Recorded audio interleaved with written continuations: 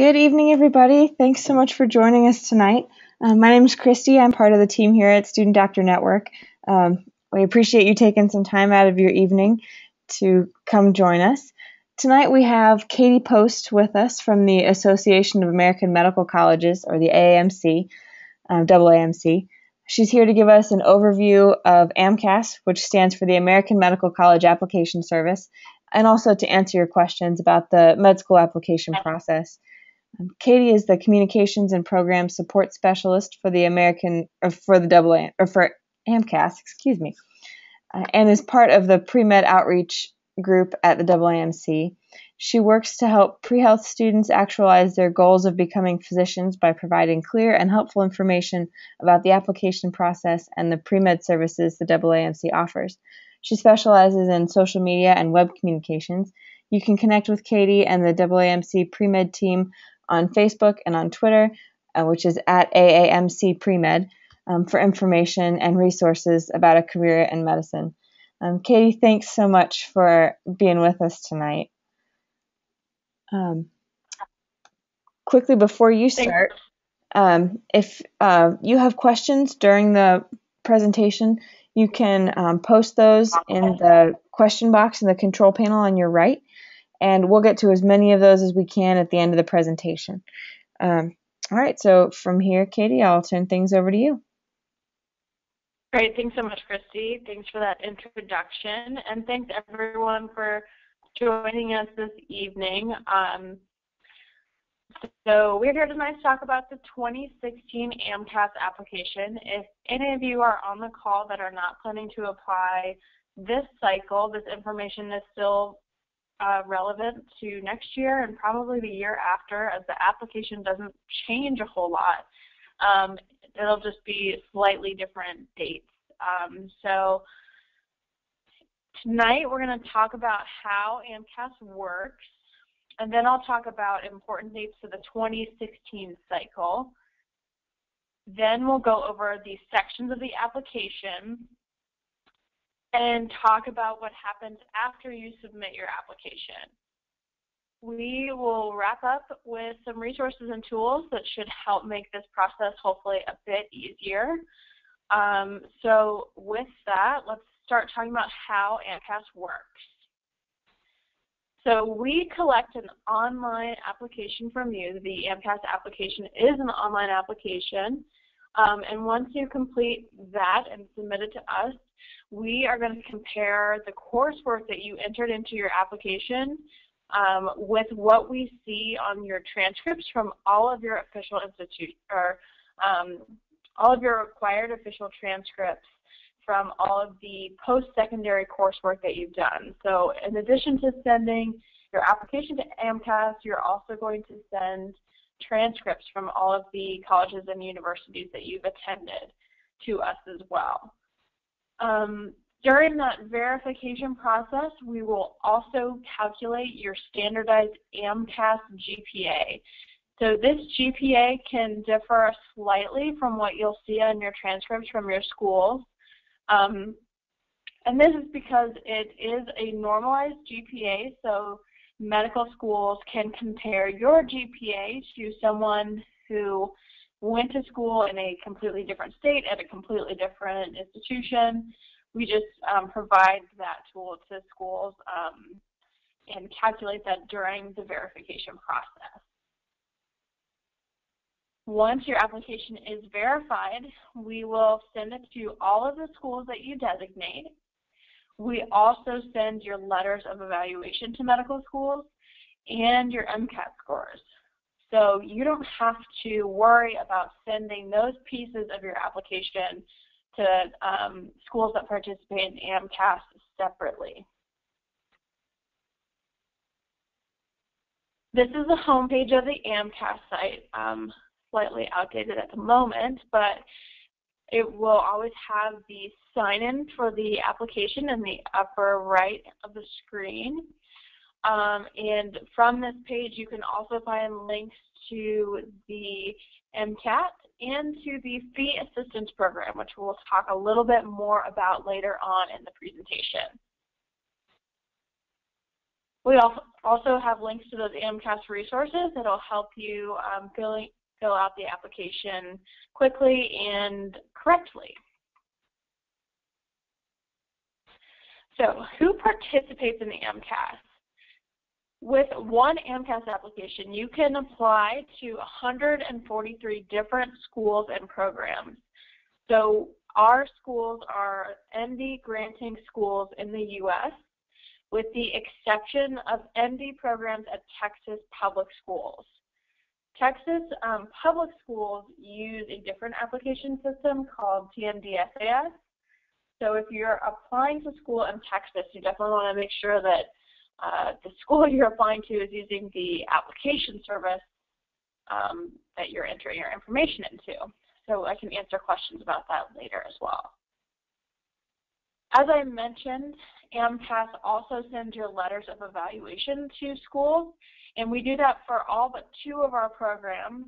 So the 2 that don't accept letters from AMCAS are University of Puerto Rico and University of Louisiana Shreveport. So if you're applying to those 2 medical schools, you will send your letters of evaluation to them separately from your AMCAS application. Otherwise, all of your letters will come through AMCAS. We also run criminal background checks on the majority of our schools, and I'll talk a little bit more about that process later on in the presentation as well.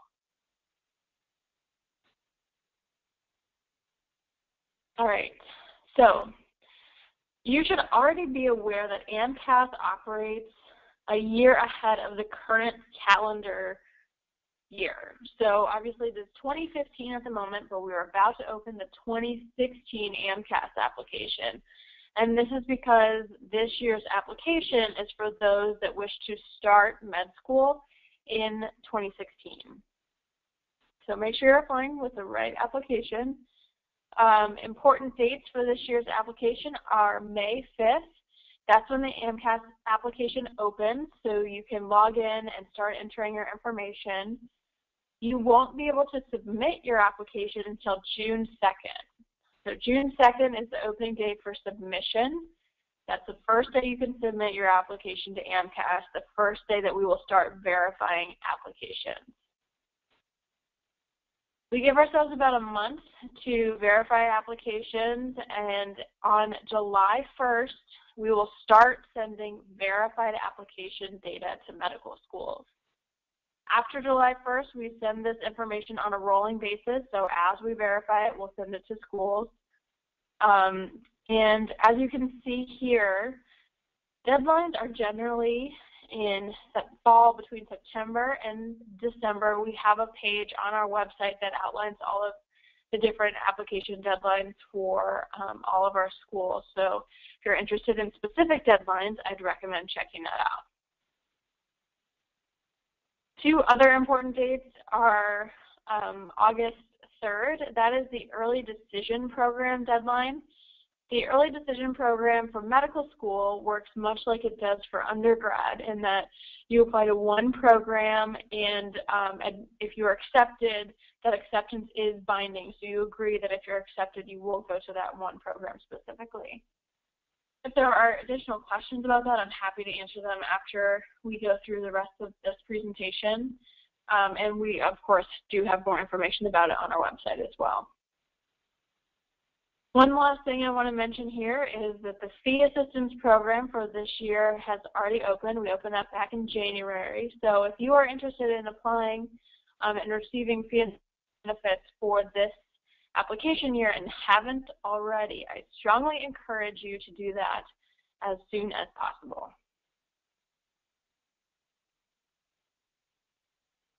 So medical school admissions are run on a rolling basis, and on the previous slide we saw that deadlines generally fall between September and December. But because admissions are done on a rolling basis, we generally see a lot of people start submitting their applications in the early summer months. Again, June 2nd is the first day you can submit, so we do see a lot of applications start coming in at that time.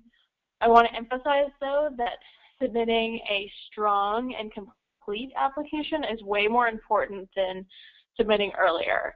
If you can submit early with a strong application, that's obviously ideal, but sacrificing the completeness or thoroughness of your application just to get it in early is not going to do you any favors. So deadline to AMCAS means that your application must be submitted by 11:59 p.m. Eastern Time on the deadline date. It does not have to be verified by that date. As long as your application is submitted, we mark you as qualified for that deadline. You also must submit your transcripts to AMCAS within 14 calendar days of that deadline date.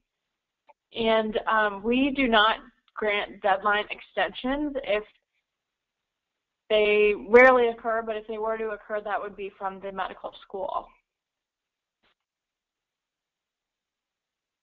Med schools also have secondary applications, and those deadlines are usually different from AMCAS deadlines. So make sure to check with the schools, visit their websites, and maybe create a spreadsheet for yourself of the schools that you're applying to and the important dates that you need to be aware of.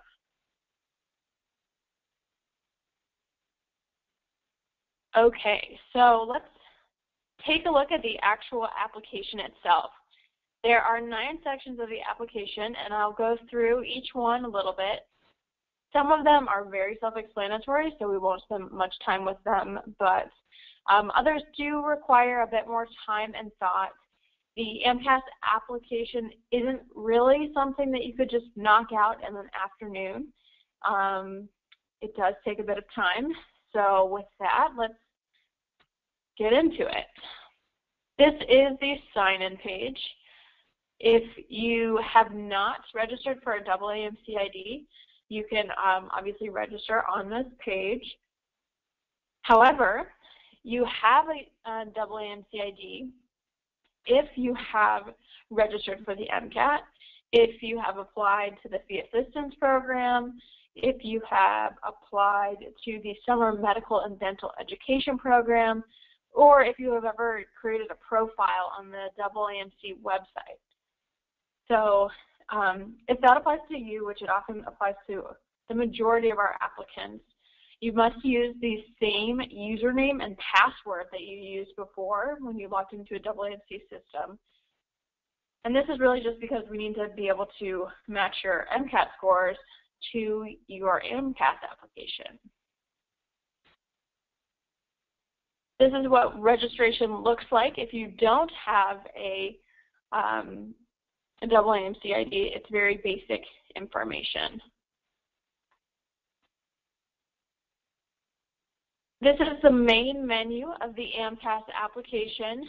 You can see the different sections along the top horizontal bar and also in that center section as well.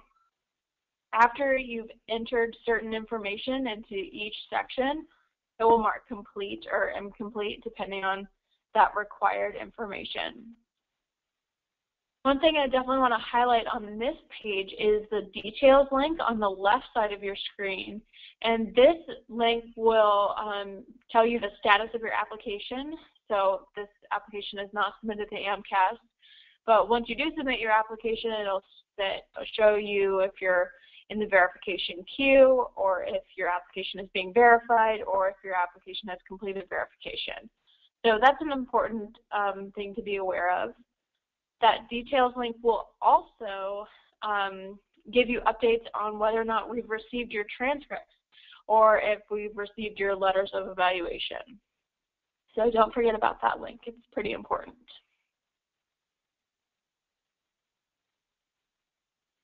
The first section of the application is identifying information, and this section is actually pre-populated with a lot of the information that you enter during registration, so it shouldn't be too complicated to fill out.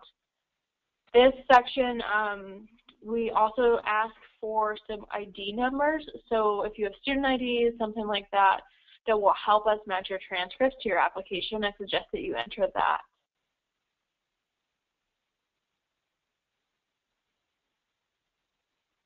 The second section of the application is the schools attended section. So this is where you're going to enter information about every post-secondary institution that you've ever attended. And this is regardless of whether or not you have earned credit at that school or not. We're also going to ask you about the majors and minors and degrees that you received or are expecting to receive in this section. Here we are also going to ask for you to designate which transcripts you'll be sending to AMCAS. Now, we don't accept all transcripts, but 9 times out of 10 we will need a transcript. So in order to figure out which transcripts to send to AMCAS or not, we kind of walk you through a step-by-step question and answer sort of situation in this section of the application, which I'm not showing the full thing here, but this is the section that will walk you through that as well. You will also be able to generate transcript request forms in this section. So this was the piece of paper that you can send to your registrar that will allow them to pull your transcript and send it to AMCAS.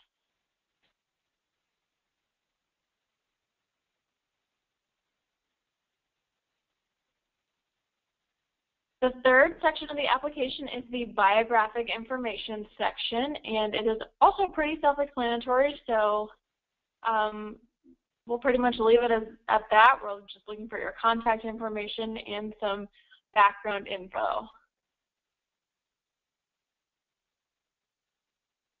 The fourth section of the application is the coursework section. So this is the section that generally takes applicants the longest time to complete. So here you're going to enter information about every post-secondary class that you've ever attended. Here you can see that we ask you pretty detailed information, obviously your grades and credit hours, but also information about whether or not there was a lab associated with the class, and if it was a special course type like military credit, or you took it pass-fail, or if it was a repeated class, etc. On average, people enter about 52 courses in this section from 2 or 3 schools. I highly recommend that you request your own copy of your official transcripts while filling out this section of the application. And this is because unofficial transcripts can have slight differences from official transcripts, and we use the official transcripts from your school when we're doing the verification process. And the whole point of the verification process is to find those little discrepancies or those errors that may have been entered into the application. So if you're working off of an unofficial transcript, the likelihood that you have multiple errors, potentially so many that we have to send it back to you, is higher. So ask your registrar for a copy of your own official transcript so that you can use that during this section of the application, and hopefully this process will be a lot smoother for you. After you've finished entering everything, it'll show up on a summary screen, and you can make edits from there and make any changes if necessary. Oh, one other thing I do want to mention about the coursework section is that there are video tutorials in that section for specific coursework types like study abroad or AP credit, that sort of thing. So make sure to use those tutorials if that sort of credit applies to you. Okay, so section 5 is the work and activity section, and this is where you have the opportunity to share with medical schools all of the cool stuff that you do outside of the classroom. You can enter 15 entries in this section, and medical schools are looking for quality over quantity. So if you have more than 15 activities that you do, that's wonderful, but they're really looking for what is important to you as a future doctor, what's really impacted your pursuit of a medical education and what makes you you as an applicant. So this is where you get to enter that information. You can also designate 3 experiences as your most meaningful. And if you do that, then you will be prompted some additional space to describe what particular activity was meaningful to you and why perhaps it influenced your choice to go to medical school, that sort of thing. As I mentioned, you can enter up to 15 entries in this section, and you can also indicate that an activity was repeated. So this can be helpful if you held a summer job for more than a couple years in a row and don't want to make multiple entries for the same thing. Future end dates, we cut it off at the August before you would matriculate to medical school. And I also want to mention that you can't enter an activity that you have not started before you do your AMCAS application. So for example, if you are planning on doing a cool program the summer between when you apply to AMCAS and when you start medical school, that's great, but unless you've started it before you submit your application, you won't be able to enter it. This is because med schools really care about what you've done up to the point of application to prepare for applying to medical school. This is not the case with coursework. You can enter future or intended coursework, but in terms of activities, you are limited in that way.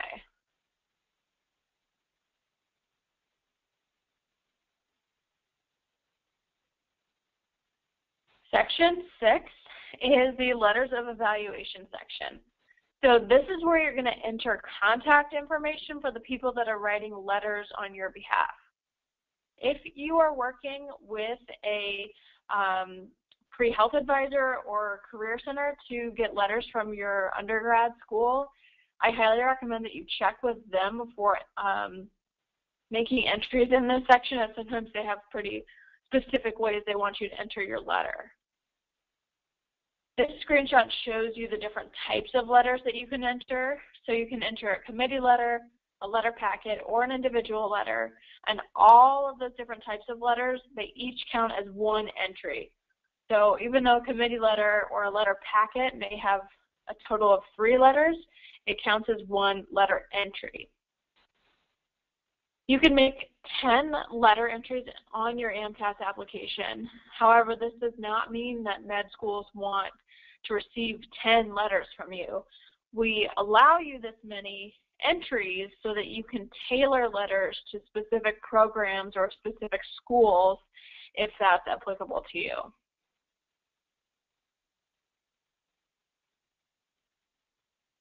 Just so you know, this is actually a pretty important piece of info that AMCAS does not verify your letters, so therefore we don't need them for the verification process. So don't wait to submit your application because you're waiting for your letter writers to finish writing your letter. You can submit your application, send us your transcripts well before your letter writers have even started typing. So don't hold off on submitting your application because you're waiting for your letter writers.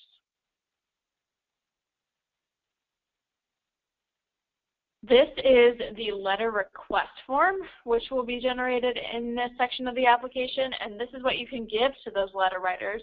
It has a whole bunch of important information about you, your applicant ID information, and the letter ID, which is how they're going to match your letter to your application.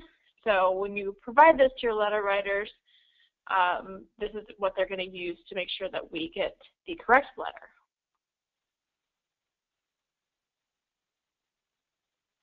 AMCAS does not set requirements for letters. Those are with the medical schools. So if you're wondering, well, who should write my letter? Some schools do have requests or recommendation or requirements for the letters that they're looking for. Some want letters from one from a science professor, one from a member of the community, that sort of thing. But AMCAS does not set those requirements. So make sure you check with the medical schools that you're applying to, visit their websites, and be thorough about that research. However, we definitely can generalize and say that most medical schools want letters that are on official letterhead and that bear the signature of the author. I think it's actually kind of surprising how many calls we get from applicants saying that their letter writer did not sign their letter, which seems like kind of a no-brainer, but it might be a good idea to remind your letter writers of that formality when you request letters from them.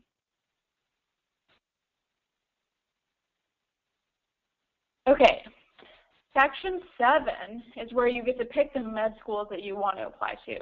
This is probably the best section of the application, as it's pretty straightforward. You're picking a school, you can search by state, by program type, and you'll also designate how you're applying. So in this screenshot, this person is applying to George Washington University School of Medicine and is going regular MD. If you are applying to a combined MD program, whether that's an MD PhD program or an MD special degree program, you may need additional permissions from a school to apply that way. So again, doing your research on what programs and their requirements is key.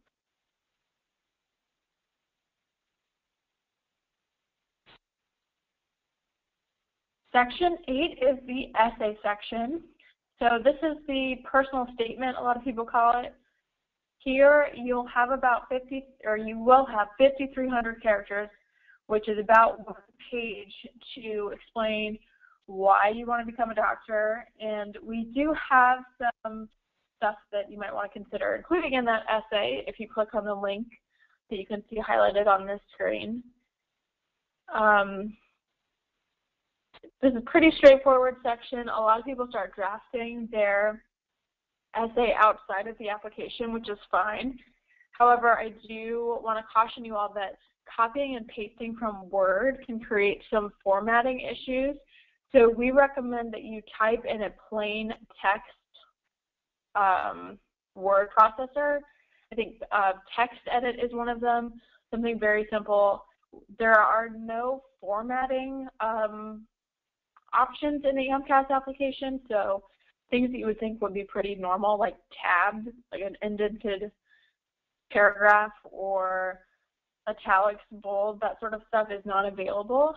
So you will have to designate paragraphs in a different way.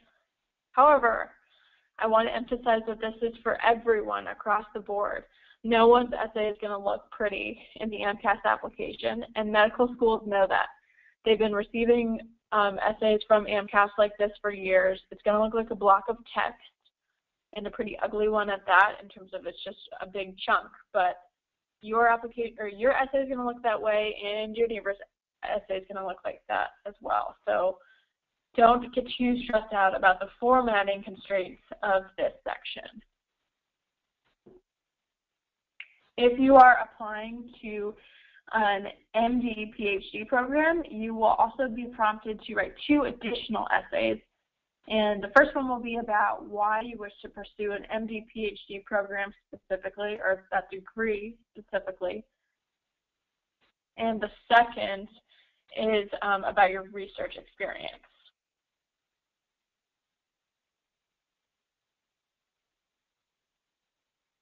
All right, Section 9, the last section of the application.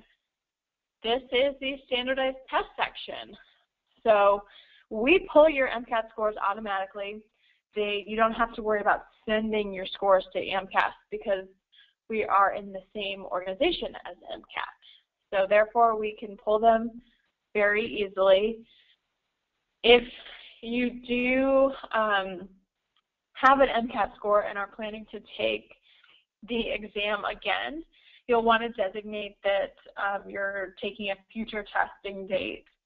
And that information is not binding. If you change your mind and decide not to take the exam again, then you can update that information in your application even after you submit it. This also applies to those of you that may be submitting an AMCAS application without MCAS scores at the moment. So keep this information updated in your application. Otherwise, med schools will have no idea to anticipate additional scores from you or even a first score from you. So they may make an admissions decision on you if they don't know to hold off and wait for your new scores.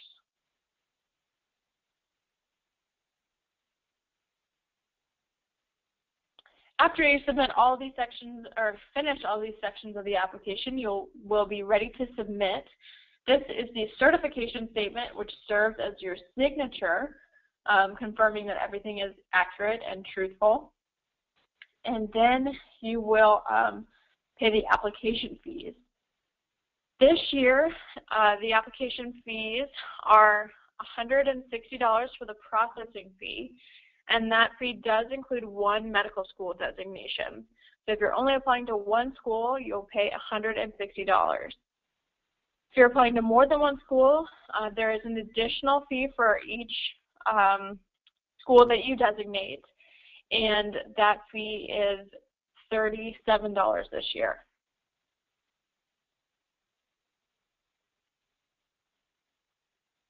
So that is the AMCAS application. Let's take a look at what happens after you submit your application.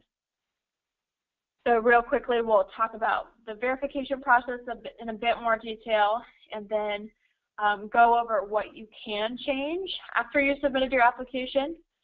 I'll mention those criminal background checks again and talk about some important reports that you should be aware of. So first, your application will join the verification queue once we have, again, received both that submitted application and all of your official transcripts.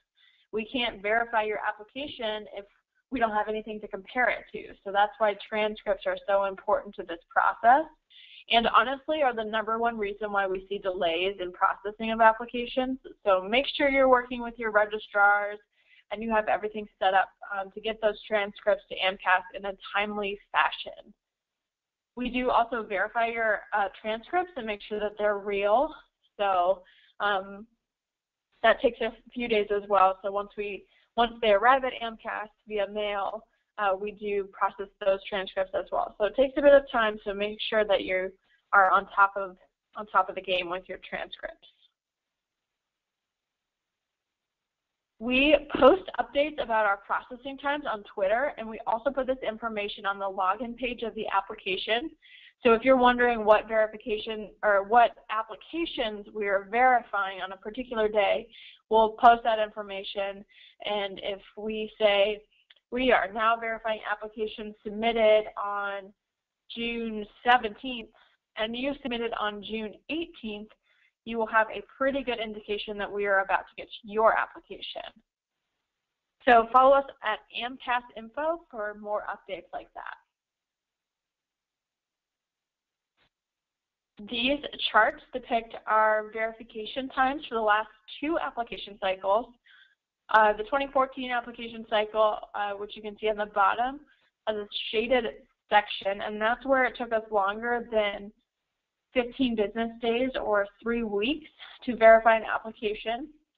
We were much quicker last year on the 2015 application cycle with keeping things under 15 business days.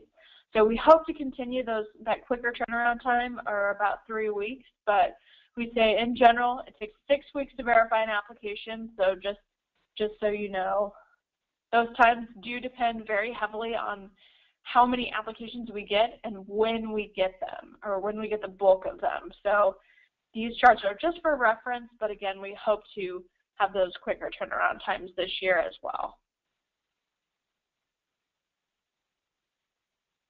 All right, so once you submit your application, you really can't change a whole lot.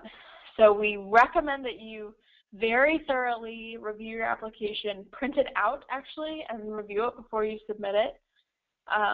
But if you do need to update your application or the specific things that you can update, you can do so by hitting that Update Application button. And make sure that you do so if you do make changes, because otherwise they will not be saved.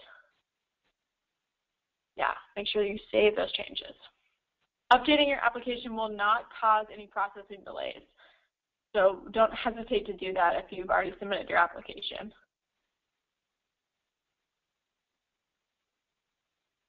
This is the information that you can change once you've submitted your application. So you can change ID numbers, your name, contact information. That's actually a pretty important one because we contact you based on that information. Medical schools use that information as well. So if you move, get a new email address, that information is very important to keep updated. You can also add letters of evaluation and change that MCAT testing date if that applies to you. And you can, of course, add more medical schools. Some people don't realize that you can submit your application with just that initial processing fee with one med school designation, and that will start that verification queue process for you, add you in line once we have your transcripts. And then you can start adding schools maybe every payday. It can be intimidating for some to put in that lump sum if you're applying to a lot of schools. So consider that as a sort of payment option if that would be better for you.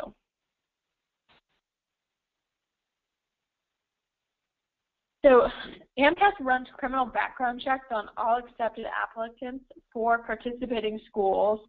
And we do this to ensure the trust in the profession of medicine and to actually help med schools determine if you're going to be able to attain the appropriate licensing that physicians need to practice in the future. If you went through 4 years of medical school and then something in your background check prevented you from becoming a licensed physician, that would be a very tragic waste of time for you and the school. So that's why we run these checks. You'll be able to review your background checks before we send it off to schools, and there is no additional charge to you for this service.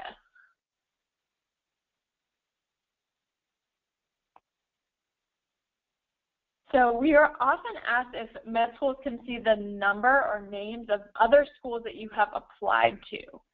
And the answer is always no. Schools can never see the name or number of other schools that you have just applied to. However, in February of the application year, we do publish the multiple acceptance report. And this report allows the school that has accepted you to see where else you have been offered an acceptance. It doesn't show them, again, where else you've applied, it's just where else you've received an acceptance. On April 1st, we published a list of all applicants in the application cycle pool that have received an acceptance or matriculated action. But again, we never share with schools the names or number of other schools that you've just applied to.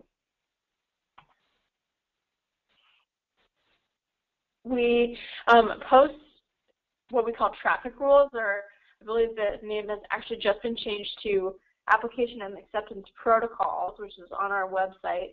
And these are kind of the rules of the application game. They have some important deadlines about when you have to respond to schools about acceptances or wait lists, that sort of stuff. So I highly recommend that you check it out on our website. All right, so let's just finish it off with some resources, information. First thing I want to mention is the fee assistance program. So this program is for those that would be unable to submit an AMCAS application or register for the MCAT without some financial help. If this applies to you, I highly recommend that you visit the fee assistance website and check out the eligibility criteria. And of course apply if this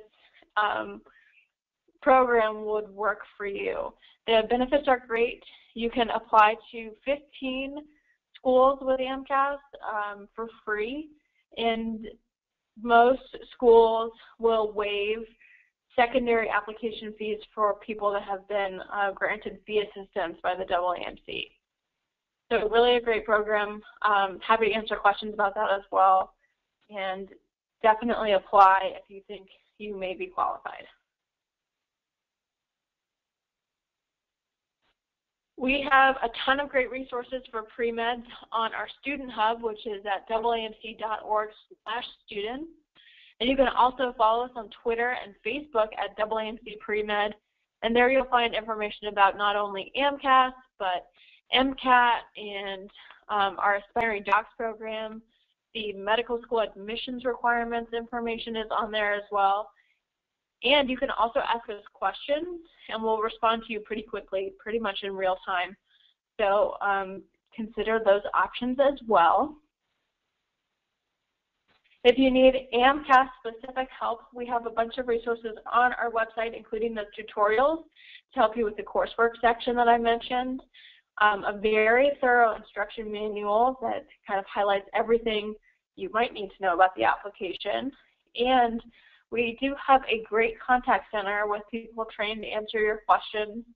So if you are confused or stuck or have a question or don't know how to do something, don't hesitate to contact us. We're here to help you and can provide accurate information.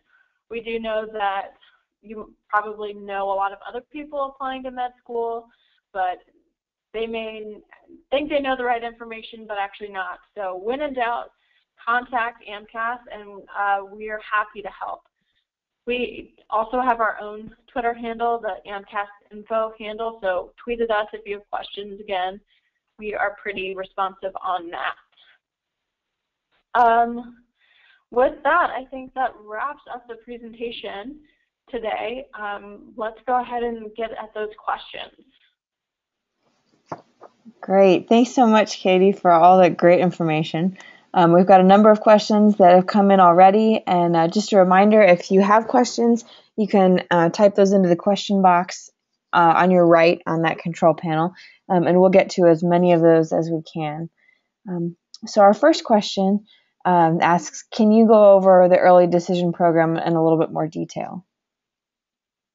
Sure. So as I mentioned, the early decision program is like the early decision program that many undergraduate institutions have.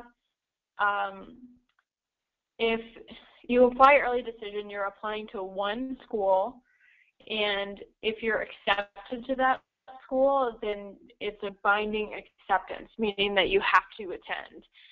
If you don't get accepted in the early decision program, you will know by October, early October. So the benefit is that you'll know that you're going to medical school, and you know which school you're going to by October, which is nice.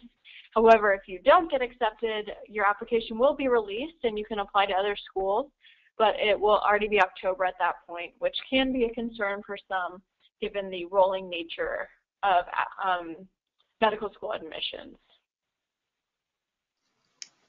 Thanks.